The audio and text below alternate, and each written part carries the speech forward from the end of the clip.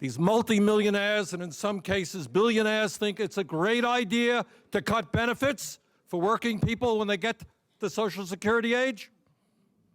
They want to raise the retirement age. Now think of those guys who are banging nails today at 70 years of age, banging nails. I don't think so. I don't think the nurses in this country are going to be lifting patients at 70 years of age. That's not what we're going to allow to happen. Now, I'll tell you why some of our Republican friends really hate Social Security. Do you know why they hate Social Security? Because it is doing exactly what it was designed to do. It is working.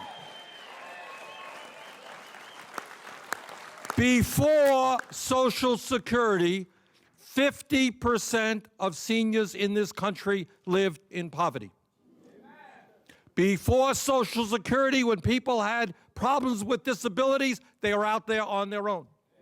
Before Social Security, if a wife lost her husband, Tom Harkin talked about that, had a bunch of kids, she was out on her own begging to survive. Social Security has worked. Today, instead of 50% of the elderly being poor, the number is too high, but it's down to 10%. And we're doing all of that at a very modest administrative cost. As the majority leader has said, and I want you all to think about it, because one of the problems that we have is that people take Social Security for granted. Think about it. This is what the majority leader just said. For 75 years, in good times and in bad times, when the folks on Wall Street a few years ago destroyed our economy, all right?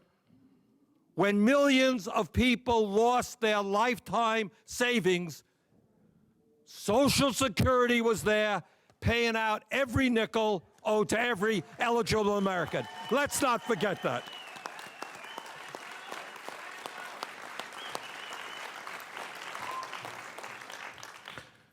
Now, there are some people who say, you know, we have a serious deficit problem. We do. $1.6 trillion deficit, $14 trillion debt. And these people then conflate. They say, well, we have this huge deficit problem. We got to cut Social Security.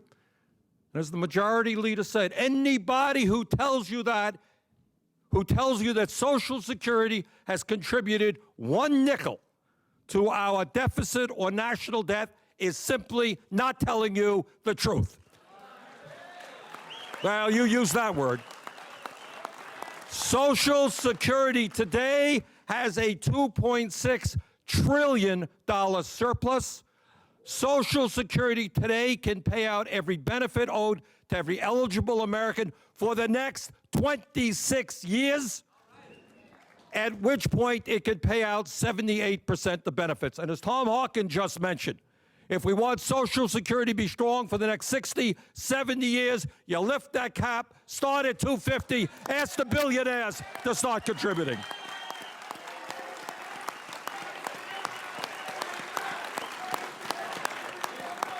And the other point to be made is Social Security is not funded by the U.S. Treasury. Social Security is funded by the payroll taxes that working people and their employers have put into it. Now, if you want to talk about the deficit, talk about the wars. Talk about tax breaks for billionaires. Talk about the Wall Street bailout. Don't talk about Social Security.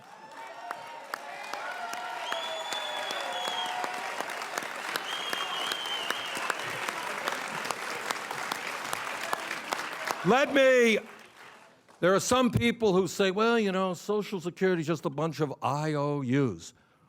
Well, tell that to the folks on Wall Street who own Social Security bonds. They're going to get paid. Tell that to our friends in China who have invested in U.S. Treasury bonds. They're going to get paid. And you know what? Everybody on Social Security is going to get paid as well. Let me conclude by reading this, and this is an important statement. This is what the Social Security Trust Fund bond says, and I quote, This bond is incontestable in the hands of the Old Age and Survivors Insurance Trust Fund. The bond is supported by the full faith and credit of the United States.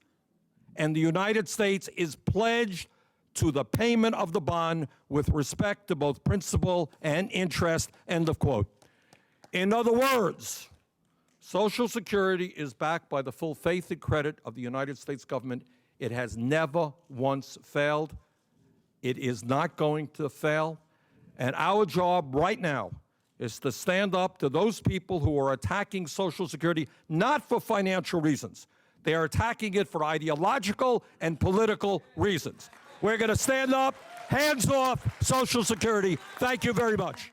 This legislation will not only provide enormous support, unprecedented in recent American history, to the children in our country, to the parents in our country, to the elderly people in our country, to the working families of our country. But it will also, I hope, restore the faith of the American people in the belief that we can have a government that works for all of us. Now, I understand that Senator McConnell, the Republican leader, and others are really shocked by this bill. They cannot believe it.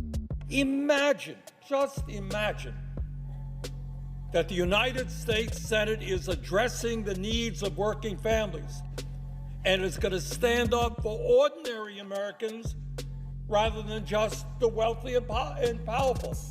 Our philosophy is the polar opposite. My Republican friends say we're going to be raising taxes. Well, you're right, we are. But we're going to be raising taxes on the wealthiest people in this country. Our philosophy is the polar opposite. We need to create millions of good-paying jobs. Our philosophy is the polar opposite. We need to tackle the existential threat of climate change. Our philosophy is the polar opposite. No working family in this country should be paying more than 7% of their income for child care. Our philosophy is the polar opposite. We need to expand health care and Medicare so that elderly people have dental care, eyeglasses, and hearing aids. Our philosophy is the polar opposite. We need to lower the cost of prescription drugs and have Medicare negotiate prices with the pharmaceutical industry. Our philosophy is the polar opposite. Well, Senator McConnell, things are changing. For once in a very long time, the United States Congress is going to stand with working families and not just the rich and the powerful. Madam President, this budget proposal will combat homelessness in America and address the reality that nearly 18 million households are paying over 50% of their limited incomes for housing through an unprecedented investment in affordable housing. We will ensure further that people in an aging society, we're getting older as a society, and that we will ensure that those people can receive the health care they need in their own homes instead of being forced into expensive and inadequate nursing homes, and that the workers who provide that important care to the elderly and the disabled are not forced to exist on starvation wages. This is such important work and such emotionally draining work. Those folks deserve a decent paycheck. And Madam President, we will bring undocumented people out of the shadows and provide them with a pathway to citizenship, including those very brave workers who have courageously kept our economy going in the middle of a deadly pandemic. Madam President, as I mentioned earlier, we will take on the existential threat of climate change by transforming our energy system toward renewable energy and energy efficiency. Among many other provisions in terms of climate change, we will establish a civilian climate corps which will give hundreds of thousands of young people good-paying jobs and educational benefits as they roll up their sleeves and get to work to help us save the planet. This budget proposal, will make it easier, not harder, for workers to join unions in America.